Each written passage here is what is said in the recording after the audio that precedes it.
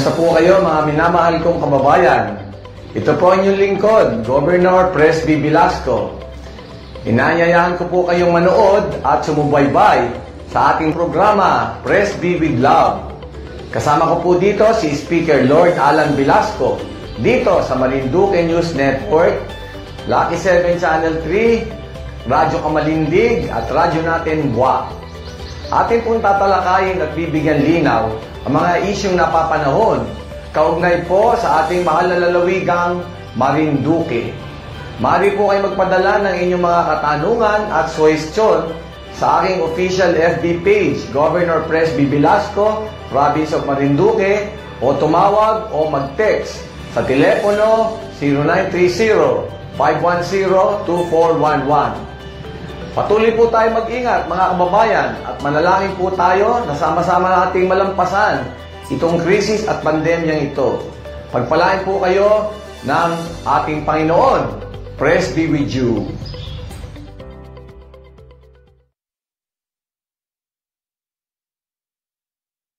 Magandang araw, Marinduque.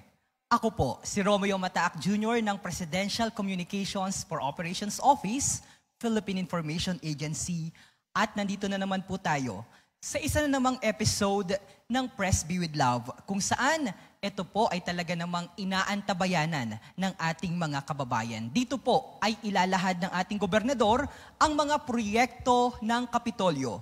Gayon din, tatalakayin ni Governor Presby ang mga napapanahong usapin na may kaugnayan sa pagpapaunlad ng ating pamahalaang panlalawigan. Tayo po ay sabayang sumasahimpapawid sa DZNS-FM 94.1, Radyo Kamalindig at Radyo Natin Buwak 105.7 FM. At napapanood din po tayo sa Marinduque News Network, Lucky 7 Channel 3 at live na nakasimulcast sa social media platform ng Philippine Information Agency Marinduque at sa official Facebook page ng Provincial Government, Governor Presby Velasco, Province of Marinduque. Maaari po kayong makibahagi sa ating programa sa pamamagitan ng pagpapadala ng inyong mga katanungan at suwestyon para sa ating gobernador gamit ang mga numerong 0930-510-2411 o sa pamamagitan ng pagpapadala ng inyong mga concern sa ating comment section box. Mga kababayan, marami po ang nagpadala ng mga mensahe dito po sa ating Facebook page at nagpapabati daw po sila dahil kasalukuyan po ngayong nagkakaroon o meron pong kapiyastahan sa ilang mga barangay dito po sa ating lalawigan. At ang ating gobernador na po ang bahalang bumati sa inyo ng isang maligayang kapiyastahan. Governor. Magandang gabi po mga kababayan. Nandito na naman po ang inyong gobernador, Presby with Love. Ano po, ating programa. Siyempre po, babatiin po natin ang ating mga kababayan sa buong lalawigan at dito po sa Mindanao, Marinduque News Network, sa Lucky 7 Channel 3, Radyo Natin Buwak. At narinig po tayo sa ating mga kababayan sa Binabista po. Radyo Kamalindig. At yun na nga po, ay binabati ko po ang ating mga kababayan na nagpipiesta. Happy Fiesta po sa Balaring po, Barangay Balaring at sa Bantay po. At kahit po tayo ay nagsasaya, mga kabaryo dyan, ay atin naman pong sundin din yung health protocols. At kung kakain po ay kumain lang mabilis. At tapos ay magmaskara at bago maghuntahan. Ano po? At sundin din po yung physical distancing kung unprotected at wala po tayong maskara. Mag-enjoy lang po pero keep safe. Ano po? At nandito na naman po tayo sa ating programa at nagpapasalamat po ako sa ating mga kababayan, sa ating mahal na lalawigan na Marinduque. At makilahok po kayo. Hinihintay ko po ay yung mga suwestyon at ang inyong mga ilalahad na problema. Okay po yan. At itawag o i-text po ay makakabuti po sa aming decision making sa ating provincial government ng Marinduque.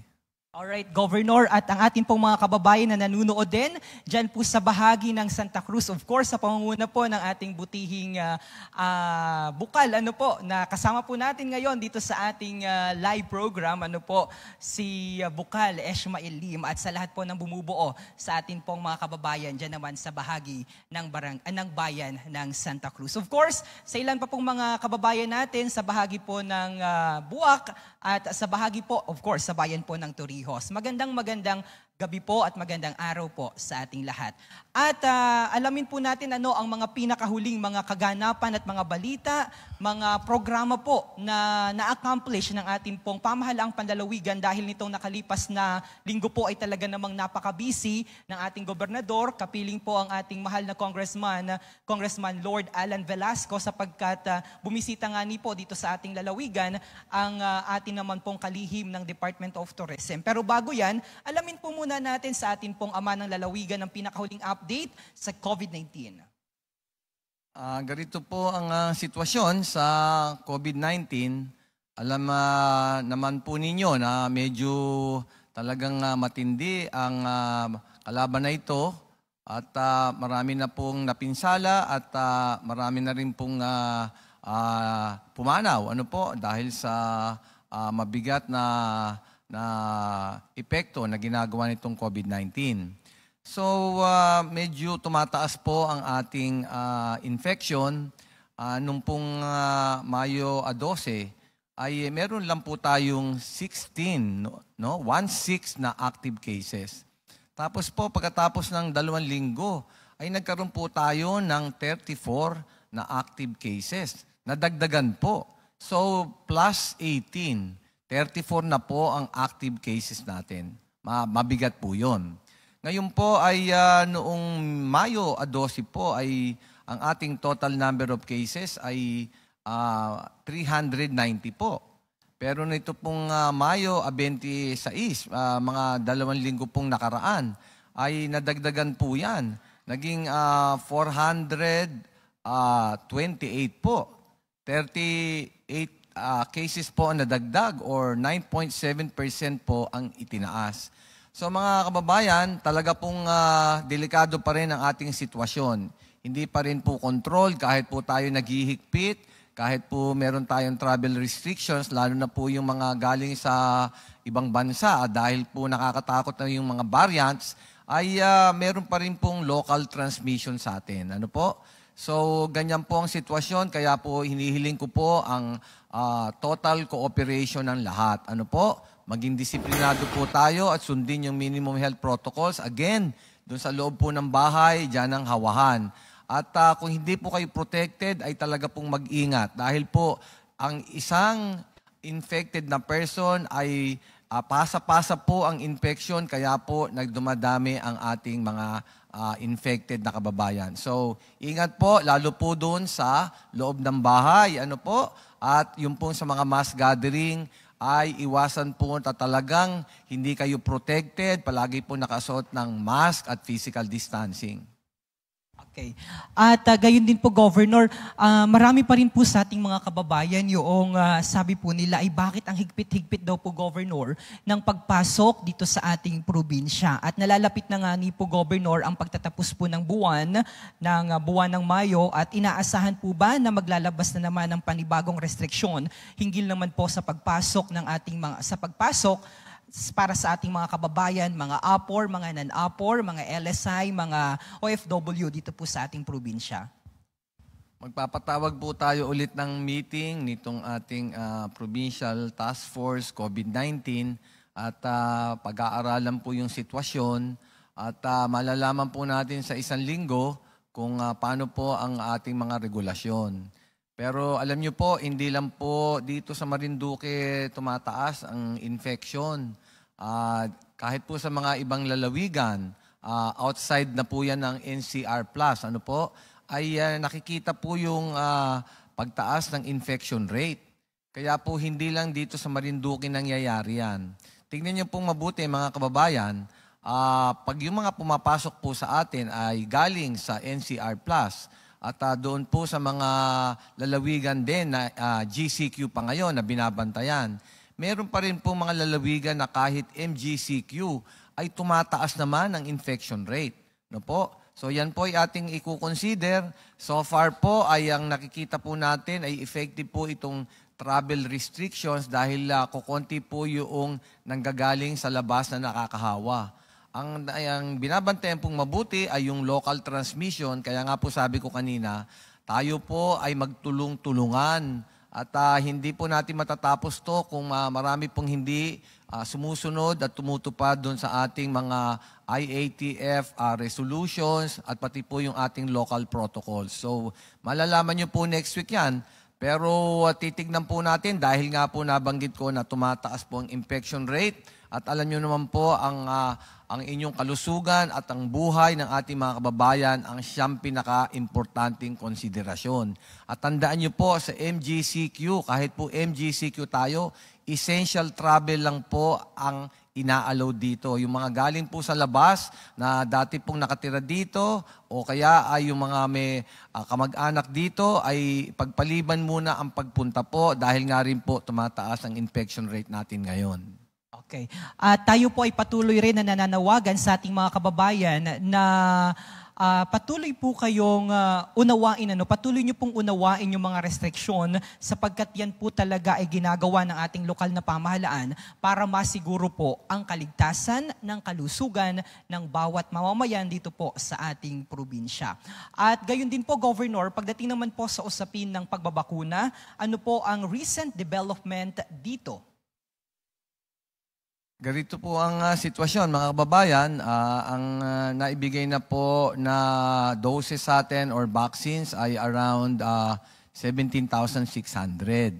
At i-divide nyo po yan by 2 dahil po 2 doses. So mga 8,800 something po ang talagang mababakunahan. So sa ngayon po ay yung A1 po ay meron na po tayong nabakunahan na mga 3,200 na po na ating mga kababayan. Pero meron pa rin pong ilan na medyo nag-aatubili at nagkakaroon ng agam-agam sa pagbabakuna. Sa A2 naman po, yan po yung grupo ng mga senior citizens. Ano po? Meron na po tayong nabakunahan na around 3,700 or 4.45%. Halos 4.5% lang po. 28,000 po yung senior citizens natin. So, tingin ko po mga 26,000 pa ang babakunahan po sa ating senior citizens. At yung mga sasabihin ko po sa mga senior citizens, katulad ko po kayo, ay i-avail nyo na po yung bakuna. Kahit po Sinovac o AstraZeneca, basta po available at tinawag kayo, yan po ay FDA approved lahat. Yan po ay magbibigay ng proteksyon sa atin, lalo po sa ating mga senior citizens. At saka tandaan nyo po ito, mga katribo, yan pong mga senior citizens, ang marami na pong nag-goodbye dito sa ating lalawigan. Tayo po ang pinaka-vulnerable. Kaya po pag natawag na po kayo, ay nako, magpabakuna na po. Yun namang sa A3 po, yan po yung may mga comorbidities na tawag o may mga ailment, may sakit. Ano po? Yan po ay mga 3,100 na rin po ang nabakunahan. No? So, ganyan po ang ating sitwasyon. Pero overall ho, ang ating 70% ng population natin ay around 169,000. Napakalayo pa po ng ating tatahaking landas. Ano po? Halos 2%. Kaya naman po ay kinakalampag po natin ng DOH at saka yung ating kaibigan na ating vaccine czar. Nahihingi pa ho tayo ng mas maraming bakuna. At ito naman po ay handa-handa na po tayo dito sa lalawigan. Ang iniintay na lang po ay yung supply ng bakuna. So, ready to go at kailangan lang po natin ang supply at bibilisan na po natin ang pagbabakuna dahil po kailangan proteksyonan natin kayo. Okay.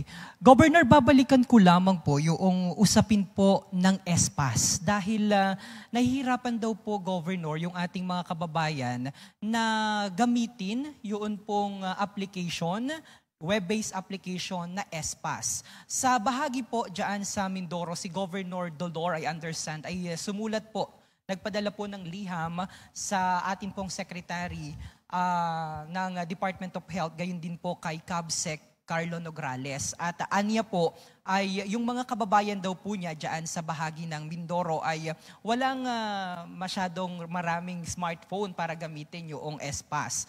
Ngayon, ang sabi po ni Governor Dolor ay kung pwede itong pansamantalang ipatigil. Dito po ba sa ating probinsya? Dahil ito po yung mga nakikita ko na karaniwang concern na nababasa ko doon sa comment section po ng atin pong official Facebook account sa Governor Presby at sa atin pong mga social media platform. Sabi po nila ay baka naman pwede na yung S-Pass ay pagpaliban na rin. Ano po ang inyong komento dito, Governor?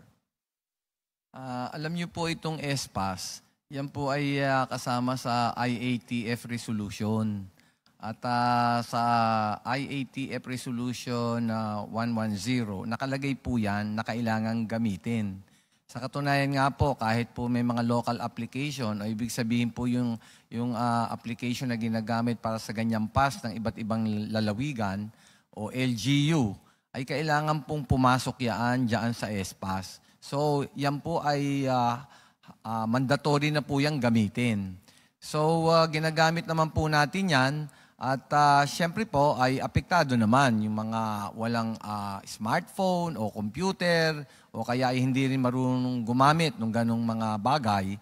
So, nandyan naman po yung ating mga hotline at tumatawag naman po sila sa hotline. Kami po ay nagbibigay ng travel coordination permit. So, hindi po tayo talaga nagre-rely sa S-Pass. Dalawa po ang pwedeng pagkunan ng pass. Ano po? At ang ginawa nga po natin ay inactivate po natin yung ating satellite office sa Santa Cruz. Para sa District 2 naman po ay mas madali rin kayo makakuha.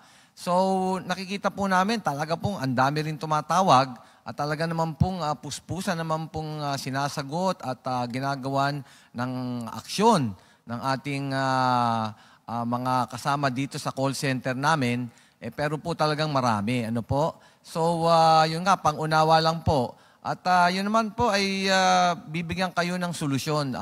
Palagi lang pong ulitin at nandyan naman po rin yung inyong gobernador at alam na rin po yung kanyang telepono. Tawag na rin po kayo kay gobernador at kahit po ako'y tumutulong na rin dyan. Pero itong S-Pass po ay mabuti naman. Siguro may mga problema lang pong konti. Pero yan po ay kailangan gamitin dahil po yan ay mandatory under sa IATF resolution. Napakaliwanag po nun, mga kababayan, na at the end of the day, yung mga nilalabas po na panuntunan dito po sa ating lalawigan ay laging nakabase at naka-ankla doon po naman sa resolution na ibinababa ng IATF. Gayon, maraming salamat daw po, Governor. Nanunood, Jaylin Ragsak. Good work, Governor. Ingat po lagi. Tama po yan. Sabi po niya, maraming salamat po. Governor, yung ating pong satellite office dyan sa bahagi po ng bayan ng Santa Cruz ay alas 8 ng umaga hanggang alas 5 po ba daw ng hapon bukas?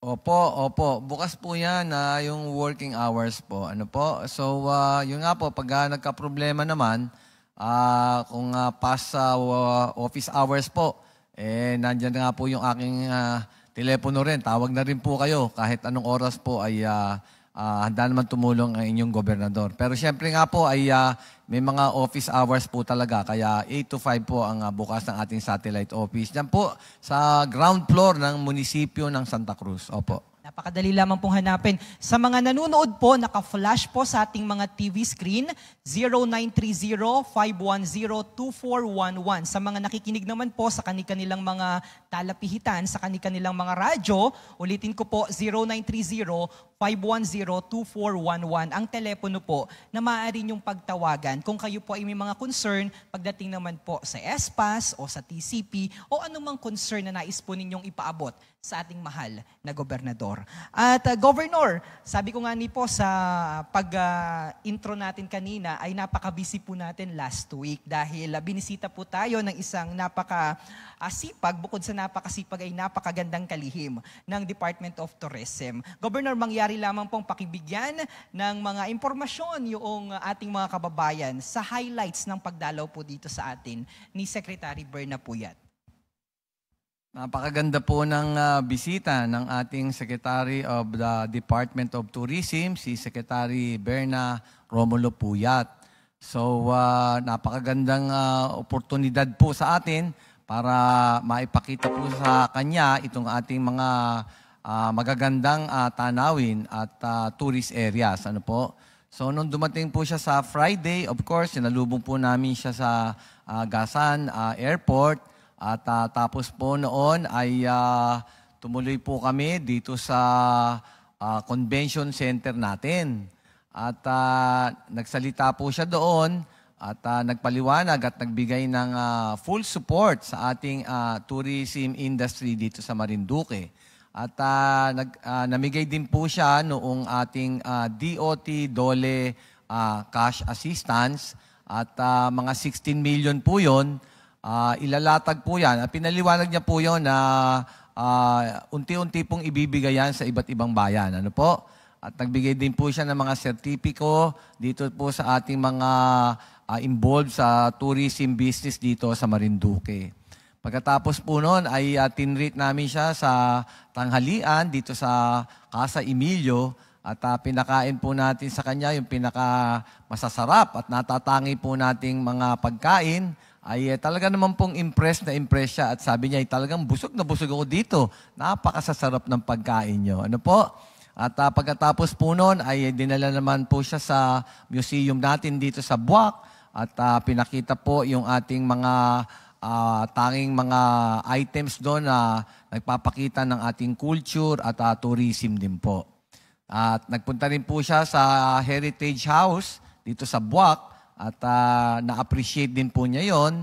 Nagpunta rin po siya sa Buwak Cathedral natin na napakaganda rin po at isang cultural property. No po?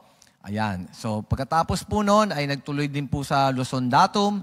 Nakita niya po yung ating geodetic or geographic reference center na ginagamit ng ating mga geodetic engineers or surveyors. Ganyan po. So, impressed po siya. Talaga pong ibang klase itong ating Marinduque. Nung gabi naman po ay binigyan po namin siya ng dinner dyan sa Balar, Hotel Balar. At tinreat namin po siya dito sa napakagagaling nating grupo ng baritoni. Pinanggungunahan po yan ni Leo Lugdat, na siyang Aliw Awardee dito sa buong Pilipinas. So ganyan po, nagpalitan po kami ng mga kuro-kuro, opinion at suhestyon. At doon naman po ang inyong gobernador, of course, ay kasama ni Speaker Lord Alan Velasco. At nandun din po ang ating mga mayors. Nandun po si Mayor Lorna Quinto Velasco ng Torrijos, si Mayor Army Carrion ng Buwak, si Mayor Nancy Madrigal ng Buenavista, at si Mayor Tonton Uy ng Santa Cruz. So, in-explain ko po yung ating mga tanawin na magaganda na ang sabi ko po ay kailangan pa rin i-improve. Ano po? At sinabi ko rin po yung mga ating i-develop pang mga tourist sites. Yan po. So, nung kinabukasan po, Sabado naman, ay dinala po namin siya dyan sa Butterfly Farm. At impressed po siya. Sabi ko po, ay magtatayo po tayo ng ating Butterfly Center dito sa Buwak. Ano po? At magkakaroon din po sa paligid noon ng Butterfly Village. At nakita po namin ang magandang oportunidad dahil po pala itong mga pupa ng ating mga butterflies ay for export. Kaya sabi ko nga po kay Secretary Puyat, ito po ay talagang padadamihin sa lahat ng 218 barangays. Kaya po magkakaroon ng laboratory diyan po sa Butterfly Center. At i-export po natin yan. Napakaganda pong pagkakakitaan ng ating lalawigan at syempre makakatulong din po sa ekonomiya ng Pilipinas. Tapos po ay dinala po namin siya sa Malbog Sulfur Pool. Ayan po, panturista rin yun. Sinabi po namin, malaki ang plano natin dito. At naniniwala po siya na dadayuhin din ng mga turista yan. Ano po? Mahihilig po, lalo po yung mga Europeans dyan. Pupuntahan po. At syempre, kasama po natin si Mayor Nancy Madrigal doon. At tapos po ay dinala na po namin siya sa Torrijos, White Beach, sa Puktoy po. At dinala na po namin siya sa Amara Resort. Nandun po si Speaker. Pagkatapos po noon ay sumakay po kami sa speedboat, papunta po sa Maniwaya. Siyempre, nadaanan po namin yung pulo. Nakita po natin yung white sandy beach doon. Tapos po ay inikot namin yung, napuntahan po namin yung malaking parte ng Maniwaya at bumaba po kami doon sa Amara Sands. No? Yan po yung kay Speaker Lord Alan Velasco at doon po kami nagmerienda. At naikwento rin po kung ano yung mga proyekto dyan sa Maniwaya, lalong pagagandahin. Ano po? Tapos noon ay bumalik po kami sa Torrijos White Beach, sa Puktoy. At doon po, nag-lunch po kami at nilahad po namin yung mga projects and programs po na hinahanda ng Provincial Government of Marinduque. Actually, ang halaga po noon ay mga 700 million. Pero alam po naman natin ay hindi naman po lahat mapupondohan ng DOT yon, pero at least pinaalam po natin kay Secretary Puyat. Ito po yung ating proposals at nagbigay naman po siya ng pangako na yung ilan po doon ay mabibigyan ng katuparan. Lalo po yung sa promotions, talaga pong tututukan yan. So ganun po mga kababayan, talagang napakaganda po ng pagpunta rito ni Secretary Romulo Puyat at nakikita ko po sa kanyang pananalita na talagang tutulungan po tayo na ang Marinduque ay maging next destination of choice na po, na maging one of the premier tourist destinations sa Pilipinas. Yan po. Okay. Governor, ang isa sa mga salita po na hindi ko makalimutan sa pagbisita ni Secretary dito na talaga namang very encouraging ay yung sinabi niya po na sa Marinduque, dito po sa ating probinsya, nandito na ang lahat. Ang farm, food, at ang atin naman pong faith na tinatawag yung mga tradition, mga religious activities na talaga namang nakaka-proud bilang isang Marinduqueño. At maraming salamat po sa lahat ng bumubuo dyan sa atin pong Department of Tourism, gayon din po sa mga nauna ditong mga bisita na kasama ni Secretary at sa atin pong Provincial Tourism Office, si Kuya Jerry Hamilia na sabi po sa akin kanina ay batiin po natin dito sa ating programa, Governor. Gayon din po sa atin pong mga kababayan na patuloy po na nanunood, maaari po kayo magpadala ng inyong mga mensahe dito po sa ating ginagawang programa dito po sa Presby with Love para maging kabahagi po namin kayo. At sa mga oras po na ito ay pansamantala po muna tayong magpapaalam. Bibigyan daan po muna natin ang ilang mga mahalagang patalastas. Magbabalik po kami mga kababayan makalipas lamang ang ilang mga paalaala. Bakit kailangang magpabakuna? Bakit nga ba vaccination? Ang pandemyang ito ay kumuha ng maraming buhay at patuloy pa nitong nilalagay sa peligro ang buhay ng nakakarami. Pinahina din nito ang ating ekonomiya at maraming Pilipino ang nawalan ng trabaho dahil dito. Sa pagkatuklas ng bakuna laban sa COVID-19, nagkaroon tayo ng oportunidad na malabanan ang pandemyang ito. Sa tulong ng mga bakuna, ay may iwasan natin ang sintomas ng impeksyon at posibleng maiwasan din ang malalang impeksyon at matigilan ang pagkalat nito. Gayunpaman, gaya ng iba pang mga bakunang ginagamit sa nagdaang dekada, ang abilidad nitong protektahan ang ating komunidad ay tataas lamang kung hindi bababa sa 70% ng ating populasyon ay bakunado. Halimbawa, kung ang iyong barangay ay mayroong 100,000 katao, hindi dapat bumaba sa 70,000 ang dapat mabakunahan upang matiyak na proteksyon ang buong komunidad. Kaya ating tandaan, ang pagbabakuna ay hindi lamang para sa iyo o sa iyong pamilya. Ito ay para din sa iyong barangay, lungsod at probinsya. Tara, sa Vida Vaccination! Ano ang dapat gawin pagkatapos magpabakuna? Maaari kang makaranas ng side effects tulad ng sa trangkaso. Pero mawawala naman ito dapat pagkatapos ng ilang araw. Huwag mag-alala.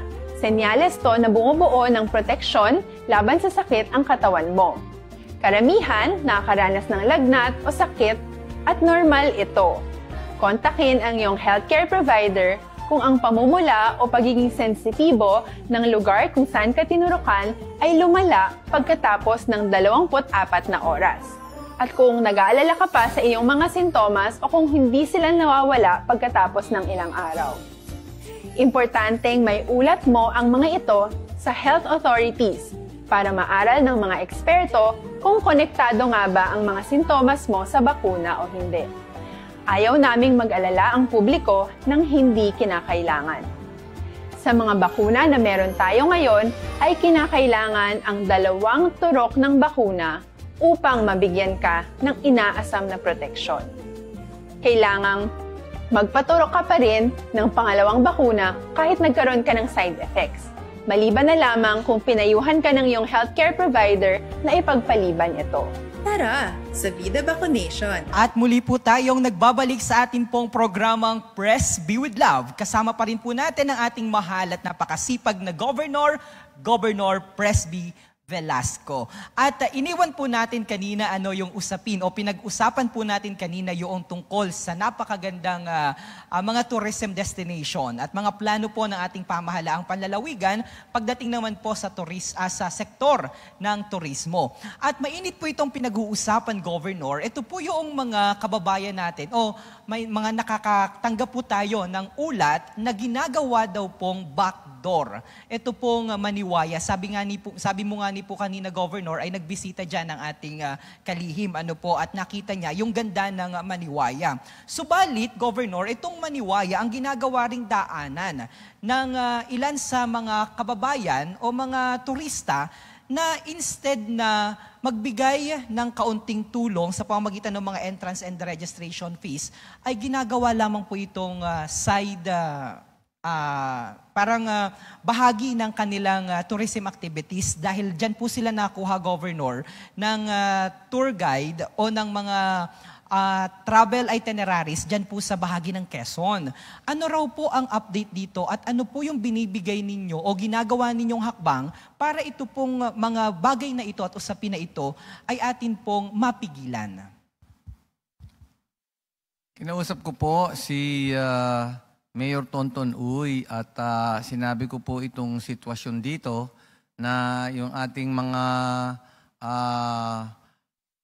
residente ng bandang Quezon ay yung Katanawan at General Luna at iba pa pong bayan ng Quezon ay pumupunta diyan sa Maniwaya at yung iba naman po ay dumadaan lang parang panandalian at nag-island hopping. So sinabi ko po kay Mayor Tonton Uy na siyasatin ito at alamin kung ano ang talagang sitwasyon doon. Kaya nga po, ang sabi po sa aking report ay si Mayor Tonton Uy po ay nakipag-usap doon sa mga mayor ng Katanawan, General Luna, ito pong Atimonan at Alabat. At pinag-usapan po nila yung pagpunta ng mga bisita natin mula dyan sa mga bayan ng Quezon. At yun na nga po, ay pinasabi ko naman kay Mayor Tonton Uy na ang importante ho ay yung minimum health protocols kung sakali sila ay pupunta ron. At alam niyo naman po yung ating regulasyon na nilabas, po yung executive order natin, na ang sinasabi po natin ay yung mga bisita natin na galing sa labas at hindi residente sa atin ay kailangang kumuha ng antigen test. Kailangan po meron silang sertipiko na nag-antigen na po sila bago pumunta sa ating lalawigan. Kahit po isla ito, na parte pa rin naman po ito ng lalawigan natin. Ito po yung ating pinaka-proteksyon para po talagang mabawasan at hindi tayo mapasukan nitong infected persons, no? So, nakipag-usap na po siya at aalamin ko po kay Mayor Tonton Uy kung ano po ang nangyari dito. At pangalawa naman po ay kinausap ko rin po si Barangay Captain Kokoy Ritardo ng Maniwaya. Sinabi ko na higpitan itong mga nanggagaling sa Quezon. So, para po baka nahahawa naman yung ating mga residente sa Maniwaya at yung ating mga taga-Maniwaya naman ay pumupunta sa ating mainland ng Marinduque at baka matransmit o maipasa itong virus COVID-19. So sabi niya po ay titignan niyang mabuti yan at susundin niya itong ating mga IATF at local protocols. At sabi ko rin po nga kay Mayor Tonton Uy na pag-aralan na yung mga taong yan ay kailangan ding sisingilin ng kahit na environmental fee. Ano po? At bahala naman ang Sangguniang Bayan ng Santa Cruz kung gusto pa nilang maningil ng anong klaseng fee na nararapat para po naman mabigyan ng revenue itong ating Santa Cruz at makapaglaan naman ng pondo para po sa protection at preservation ng lugar ng Maniwaya. So, aalamin po natin kay Mayor Tonton Uyan, pero sinabi ko naman po sa ating Barangay Captain Retardo na tignan pong mabuti kung tumutupad sa IATF at local protocols natin yan.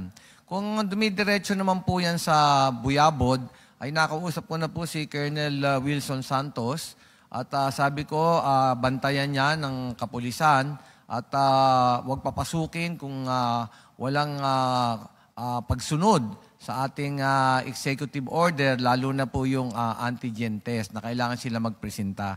So, palagay ko po, ang nagiging issue lang ay yung pagpunta ng mga taga-Quezon dito sa Maniwaya o sa Mongpong. Ano po? So, yan po ang sitwasyon at binabantayan po natin mabuti yan. Sabi ko nga po, ang infection rate natin ay tumataas po.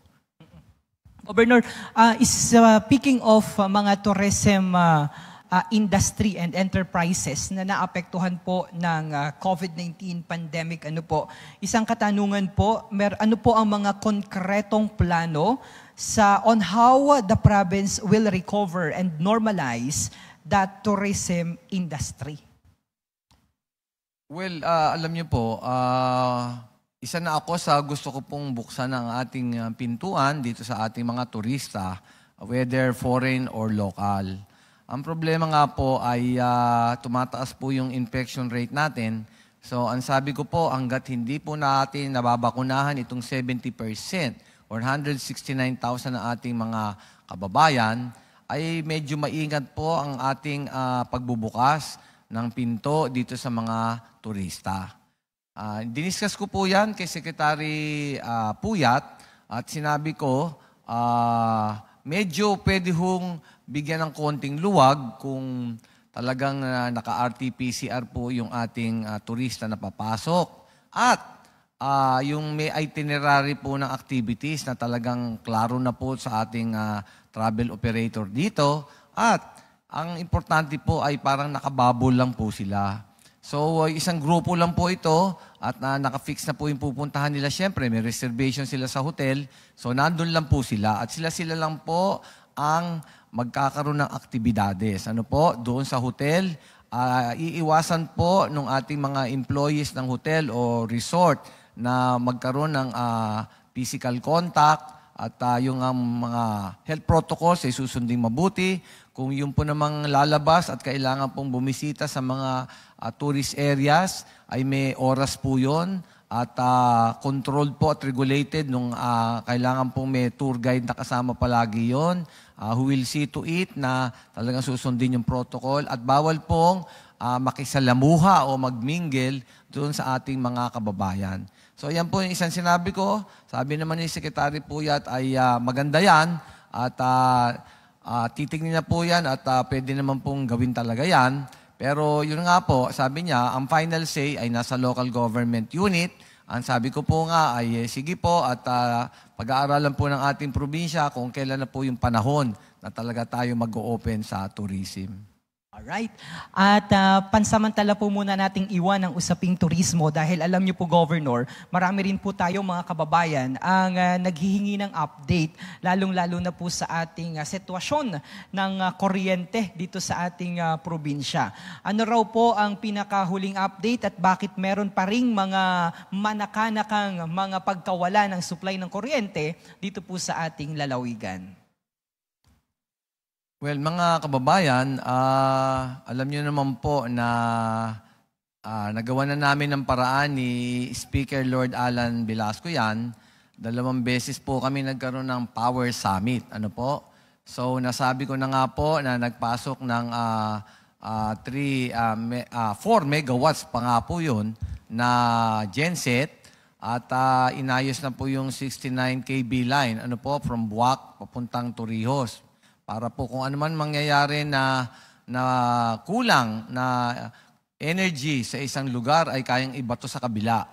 Pero ito nga po, ang talagang peak po natin ay between 10 to 12 megawatts.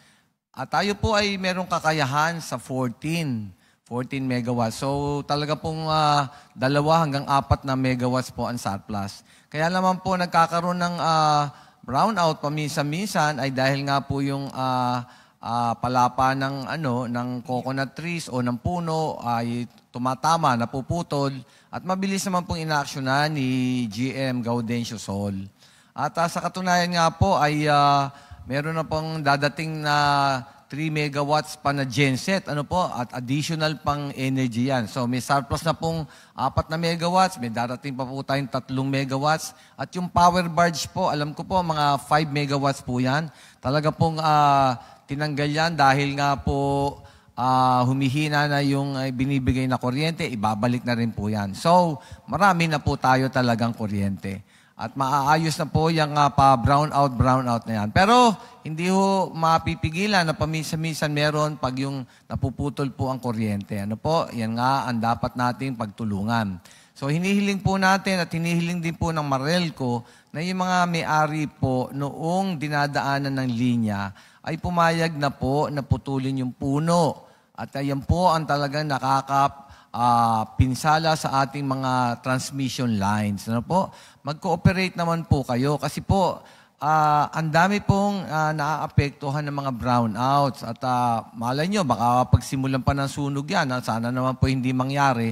Pero yan po yung nangyayari pag nagba-brownout. Ang laki po ng pinsala sa ating mga appliances at yung ating mga mag-aaral, yung mga learners ay nahihirapan po mag-aral. So mag-cooperate lang po tayo at para ma-stabilize na po ito. Pero alam niyo naman po, nabanggit ko na yan, malapit na po yung submarine cable. Talagang nasa pipeline na yan. Ika nga, i-implement na ho yan.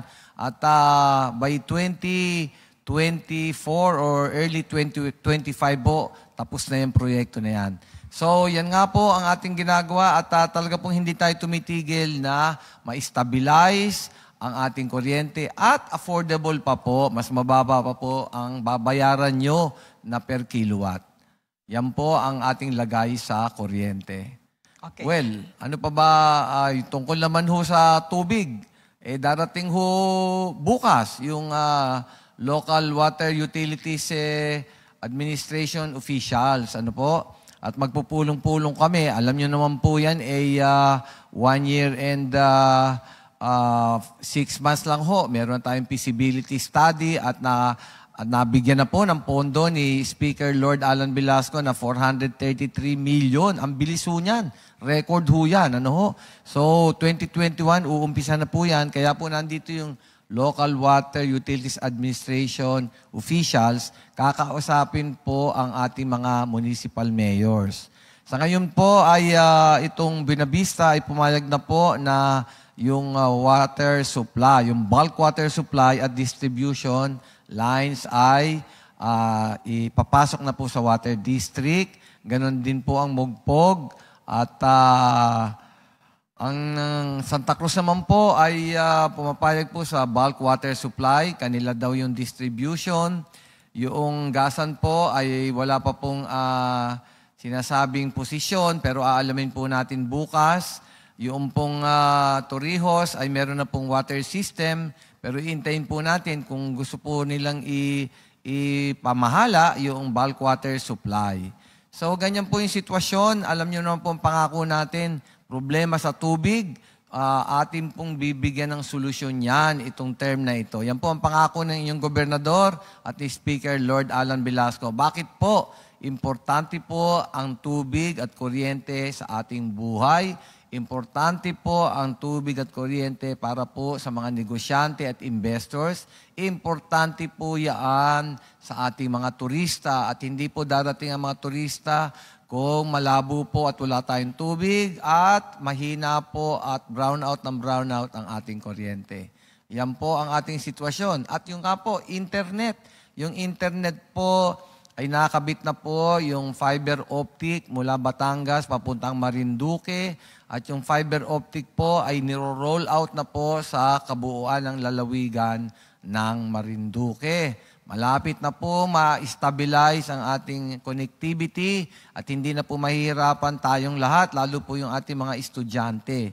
Isang magandang balita po, yung Globe ay maglalagay na rin po ng fiber optic at yan, 2 na po sila. So talaga pong either Globe or Smart ay matibay na po ang ating internet dito sa lalawigan. Speaking of good internet connection, alam mo, Governor, nakapanayam ko po ang Vice President ng PLDT na taga rito po sa ating probinsya, si Engineer Arvin Siena ng Bayan ng Buena Vista. At talaga pong sabi niya ay hanggat nasa loob po siya ng PLDT ay pagagandahin niya po ang sitwasyon ng internet connection dito sa ating lalawigan. And true enough, Governor, even sa bayan po ng Torrijos na napakalayo dito sa sentro, ay talagang nilatag na po nila yung kanila pong fiber optic. And looking forward po kita na sana po ay maging fully operational na yan sapagkat ang laking tulong po niyan sa pagpapayabong and total development ng isang bansa at ng isang lalawigan na kaparehas po ng sa Marinduque. Governor, sa usapin po ng ating pong markaper. May tanong po dito na pinadala mula po kay Miss Maida Lagran. Will you still declare Marinduque as no mining zone after President Duterte's declaration of resumption of mining in the country? Sa ngayon po, sa pagkaalam ko po, ay meron na po tayong resolusyon itong ating sanggunian panlalawigan na no mining zone po ang Marinduque for 50 years. No po? At meron pa po silang naka-pending na resolution na pinapagtibay po itong resolution na ito na no mining sa Marinduque at hinihiling po nila sa Pangulong Duterte na bigyan na po ng pinal na tuldok itong MPSAA or kontrata po ng markaper na wag na pong bigyan ng extension o renewal itong MPSA o kontrata ng markaper. So lalabas na po yan at sa posisyon po ng inyong gobernador ay sang-ayon po ako dyan na magkaroon tayo ng moratorium at ilalaban naman po natin yan. Ano po? At alam nyo naman po na meron din pong EO 130 na nilabas si Pangulong Duterte na inaalaw na po yung mining. Ano po? Inaalaw yan. Dahil po nung panahon ni Secretary Gina Lopez ay meron pong EO na 79 na nilabas na pinatigil na lahat yung mining operations. No? So ngayon ay biglang nagluwag ang policy ng gobyerno. Pero po, ang ating posisyon dito sa Marinduque ay no mining pa rin po. Dahil nga po napakasama ng ating experience dito sa Markaper na grabe po ang ginawang pagsira ng ating kalikasan, ng ating mga ilog at even po yung Kalancan Bay. At hanggang ngayon po ay nandyan yung mga nakakatakot na tailings at na mga nakakasama po sa kalusugan ng ating mga kababayan. So yan po ay kailangang mabigyan ng magandang solusyon. At ang provincial government naman po ay patuloy sa kanyang mga hakbang para po mabigyan ng environmental justice, katarungan para sa kalikasan ng Marinduque at ng mga Marinduqueños. Patuloy ang laban para pong laban sa COVID-19 yan. Pero katulad din po ng laban sa COVID-19, gagawin po natin ang lahat na makakaya para matalo po natin ito. At dito rin po sa laban sa Markaper, gagawin po natin ang lahat na magagawa para maipanalo rin po natin itong napaka-importanting laban sa ating buhay dito sa ating lalawigan ng Marinduque. At talaga po, Governor, na napakalaki po ng inaasahan sa inyo po bilang kayo po ang aming dating Associate Justice ng ating pong bansa. Governor, ano daw po yung nagiging hindrance o sagabal at ano po yung time frame natin kailan ito uusad na o kailan na ito tuluyan ng isasampa yung kaso po nito? Well, meron po tayong kaso ngayon na naka-pending diyan po sa Court of Appeals. Ano po? At yan po yung writ of kalikasan. At sa katunayan nga po ay nag-intervene na po tayo, ang provincial government ng Marinduque, at ako po ang nagre-represent dyan. At tinututukan po natin yung mga hearings dyan. At gusto po natin makakuha ng favorable na resolution at para po mabigyan ng mga hakbang, no? At mautusan po itong Barrick at Placer Dome, no po, na gawa na po ng pag-repair itong napakabigat na damage na ginawa po sa atin. Tinututukan po natin yan at talaga pong umaasa tayo na tayo mabibigyan ng magandang desisyon o resolution dyan po sa Court of Appeals. At yun naman pong nabanggit natin ay tutuloy po yung criminal case doon po sa mga executives nitong dalawang Canadian companies na ito. Yun po ay tututukan natin at sabi nga po natin katarungan para sa kalikasan ng Marinduque. Yun naman pong complaint for damages at dito po ay ating pong hihilingin na bayaran po tayo ng malaki-laking damyos ay malapit na po yung maisampa at dahil nga po napakarami pong dokumento, testigo at ebidensya at kailangan naman pong preparado tayo. Kaya po sa tingin ko itong mga 1 o 2 buwan po ay tiyak na maisasampa na po yan.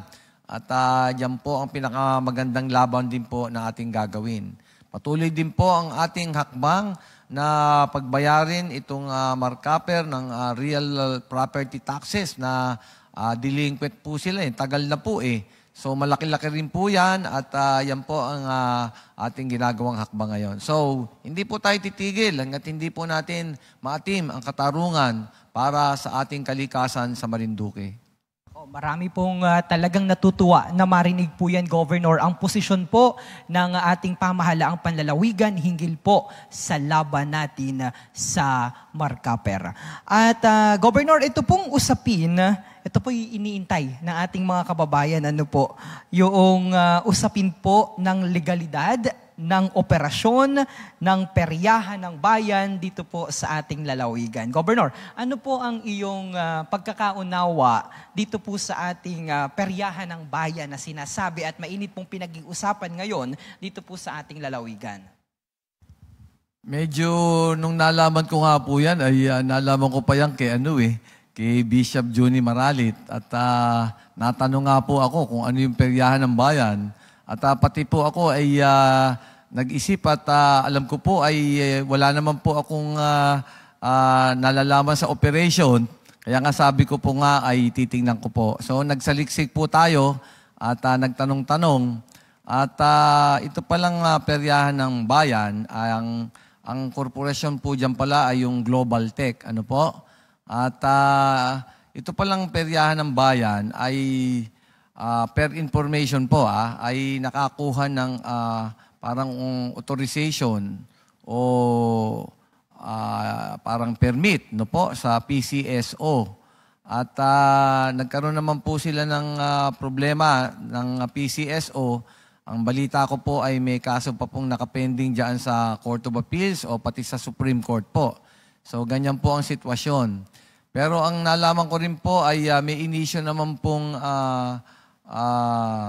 directive sa Office of the President, si Executive Secretary Salvador Mijaldea, na pinasususpend po yung operations noong peryahan ng bayan. At ang date po noon ay Enero 2020. Ano po? So ganyan po ang sitwasyon. At patuloy pa po ang aking pag-imbestiga kasi po hindi ko po makakakuha ng records doon pa sa Court of Appeals at Supreme Court. No po? At hindi naman po tayo party doon. Pero ang nangyayari po ay biglang nag-operate bigla. So kailangan pa rin pong makausap tong si General Manager Garma ng PCSO at maliwanagan tayo. So yan po ang sitwasyon. Pero ang Ang nabasa ko po ay meron pong nilabas na direktiba ang Office of the President sa pamamagitan po ni ES Medialdea noong Enero 2020 pa po eh. So suspended daw po yun. Pero medyo nakakalito rin po at may nilabas naman pong sulat si PCSO GM Garma noong February 2020 na resume na daw. So medyo magulo ho yung sitwasyon eh. Pero ang lumalabas na sa ating pagtatanong ay ang pinanggalingan ho ng kanilang kumbaga prangkisa o permit ay galing din sa PCSO. So aalamin pa po natin mabuti yan at kulang pa rin po yung dokumento. Pero kung ako po yan ay tutol na po ako dyan sa ganyang mga sugal. At pandemya po, bakit nagkakaroon pa ng operation yung ganyan? Kahit nga yung sa STL po ay sinasabi po ng Liga ng mga gobernador at ako nga po yung National President na kailangan at least kumuha sila ng business permit. Kahit po ngayon yan, hindi ho kumukuha ng business permit. Hindi rin kumuha itong peryahan ng bayan ng business permit. Medyo nagkakaroon ho talaga ng issue na mabigat dyan.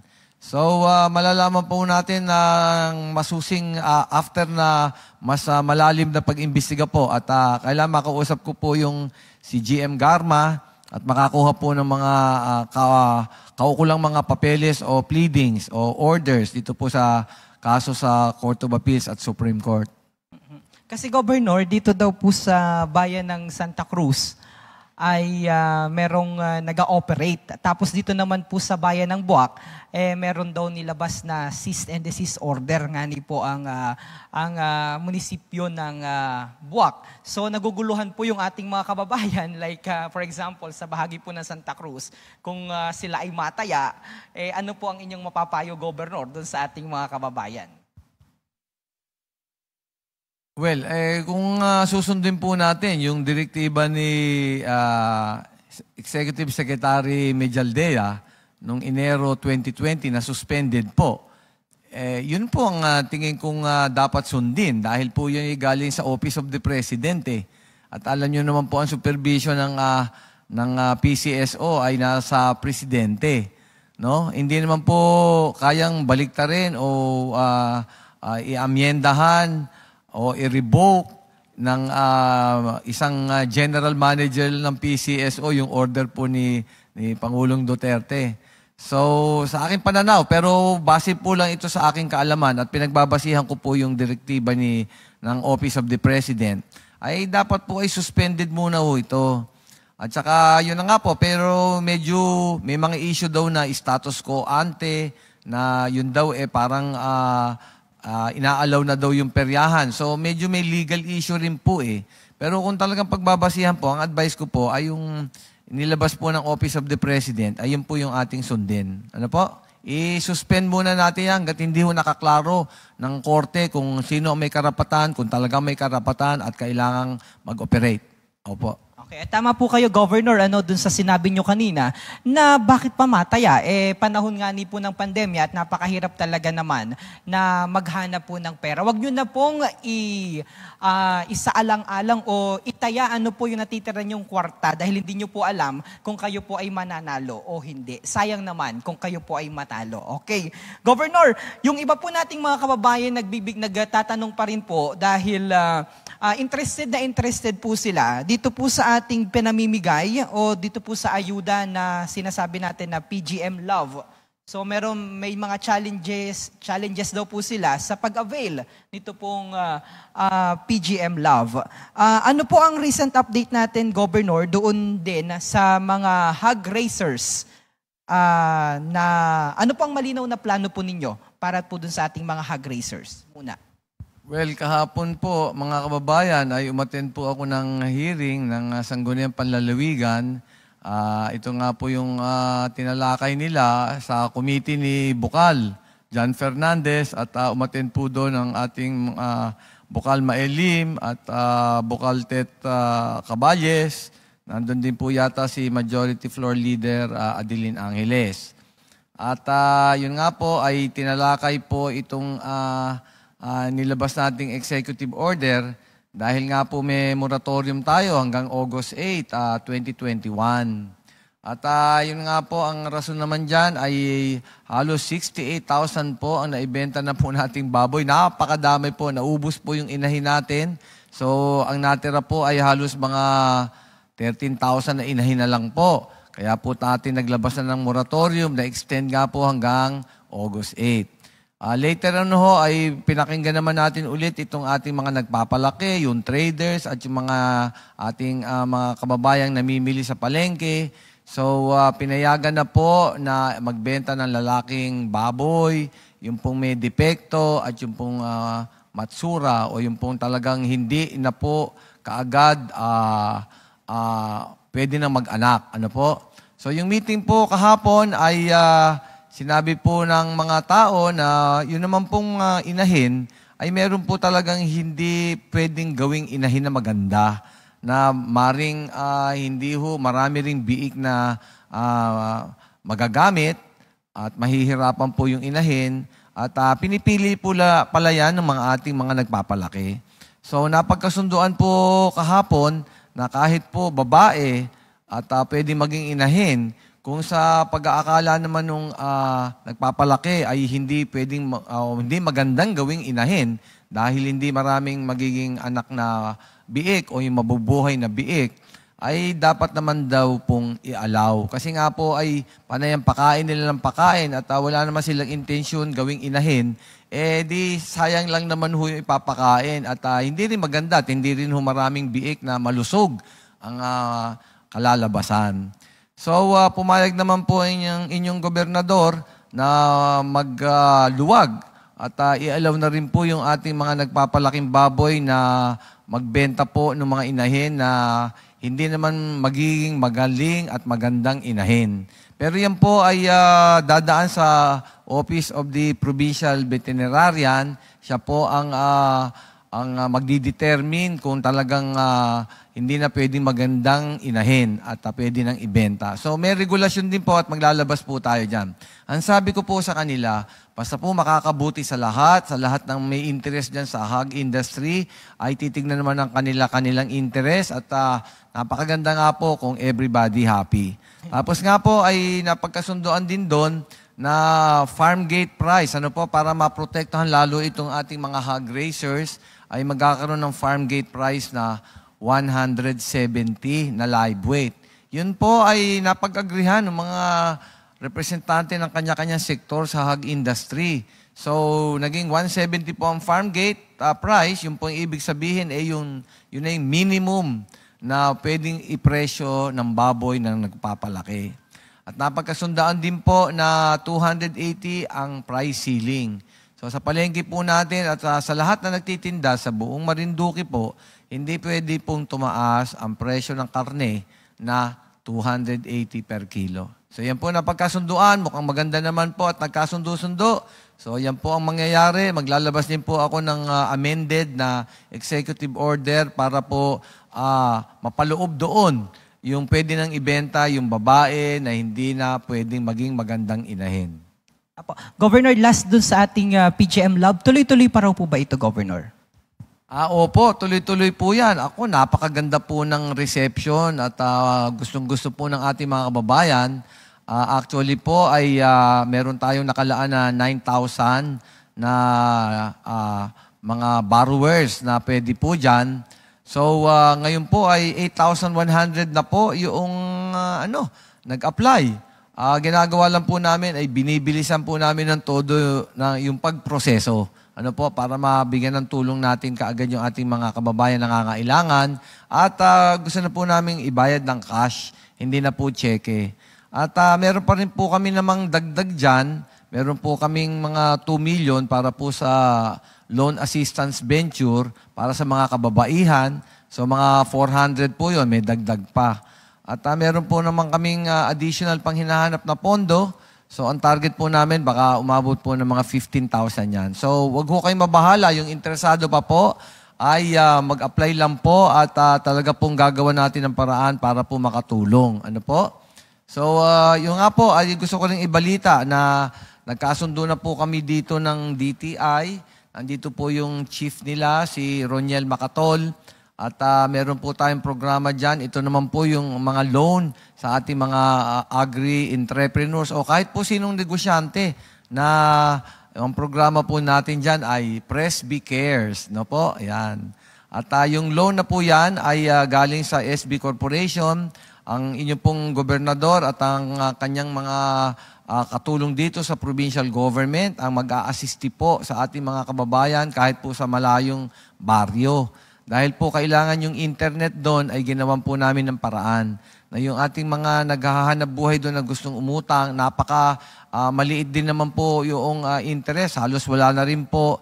At pwede pong hanggang 250,000 po ay pwede yan doon sa mga hindi BIR registered.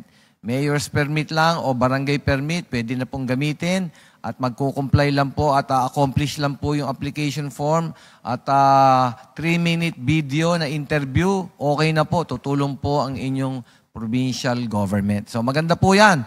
At lumahok po kayo at mag-take advantage po kayo dito sa ating mga pautang. Ako talaga naman, Governor, napakabilis po ng oras. Pero bago po tayo magtapos dito po sa ating programa, ay meron po tayong segment, yun pong ating Presby with Love Action Agad. Alam niyo po, ang dami pong nagtag dito po sa ating Governor Presby na Facebook page at nakita ko po ang bilis po ng action ating Gobernador. Ito po yung doon sa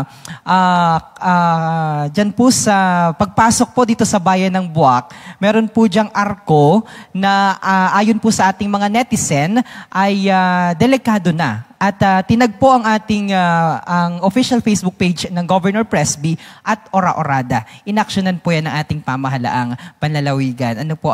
Kaya ano po ang inyong mensahe po sa ating mga kababayan, Governor, hinggil po sa mga concern nila, lagi na lang po sila makipag-coordinate sa inyo para agad-agad po ay maaksyonan ng ating pong pamahalaang panlalawigan. Well, ganyan po ang ating gusto mangyari dahil alam naman po natin na napakahalaga ang buhay at ang mga best interest po ng ating mga kababayan. Yung mga bagay pong ganyan ay kailangang aksyonan kaagad at baka po magkaroon ng aksidente, bumagsak po yan, marami pong masugatan o baka meron pa pong pumanaw. So kagad-agad po ay inutusan po natin si Engineer Lial at kanyang team at nakita nyo po ay talagang ginawa kaagad. Ganon din naman po doon sa mga ibang mga lugar na medyo delinkwente ay talaga pong tinututukan natin yan. Yun nga lang po ay merong mga ilang problema na mas mahirap kaysa doon sa iba. Pero maaasahan nyo po na talagang patuloy po ang ating galaw dyan, action agad. At alam nyo naman po ang ating kasabihan ng Presby with Love. Ano po? Ang kayo'y mabigyan ng magandang serbisyo ay aming kaligayahan. Ayun. At kung kayo po ay may mga gusto pang mga concern na paaksyonan agad-agad sa ating gobernador, itag nyo po yan o itawag sa 0930-510-2411 dahil nandito lamang po ang ating gobernador para kayo po ay tulungan. At sumapit na po ang oras para po tayo ay pansamantalang magpaalam. Maraming salamat po, Governor. Panghuling mga mensahe po sa ating mga kababayan. Okay po, mga kababayan, nagtatapos na naman po. Talaga pong napakabilis ng oras. Kaya naman po kami ay mabilis din ang aksyon. At alam po natin na every second counts. So ulitin ko po, sumulat, mag-text, o kaya'y tumawag. Nandito po ang inyong gobernador, Presby Velasco, Presby with you. Nandyan po ang ating Pride of Marinduque, Speaker Lord Alan Velasco, na grabe rin po ang tulong sa inyong lahat. Umasa po kayo na nandito po ang inyong governor at speaker, nakahanda pong tumulong. Magsabi lang po kayo, ang kayo'y mabigyan ng magandang serbisyo ay aming kaligayahan. Maraming salamat po, magandang gabi po. Keep safe and God bless all of you. Thank you once again, Governor Presbytero Velasco Jr. and Congressman Lord Alan Velasco. At mga kababayan, dito po nagtatapos ang ating programang Presby with Love. Antabayanan po ang susunod na episode ng ating programa sa darating po yan na Huwebes. Maraming salamat po sa ating mga nakasama, Radyo Kamalindig, Radyo Natin Buwak, at sa Marinduque News Network, sa buong team, communication team ng Office of the Governor. Thank you so much, everyone. Magkarinigan, magkapanooran po muli tayo sa susunod na Huwebes. God bless everyone.